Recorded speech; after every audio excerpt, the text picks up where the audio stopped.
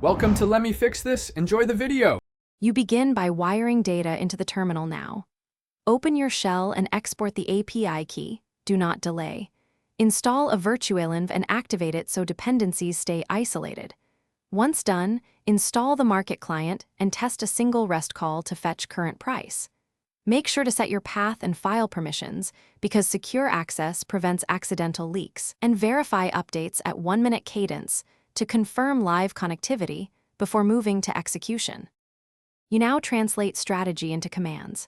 Write concise CLI scripts that fetch quotes, evaluate filters, and submit limit orders.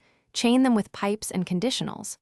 Once you have scripts, schedule them with cron or a systemd timer to run at set intervals and log output to timestamped files for audits.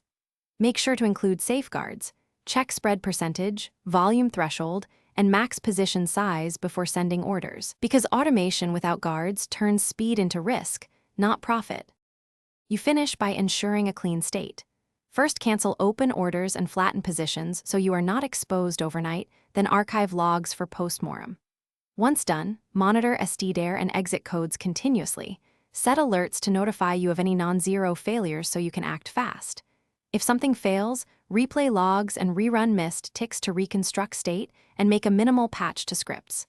Troubleshooting tip: if live data mismatches, restart the client and revalidate API key immediately. Thanks for watching. If you found this helpful, don't forget to like and subscribe.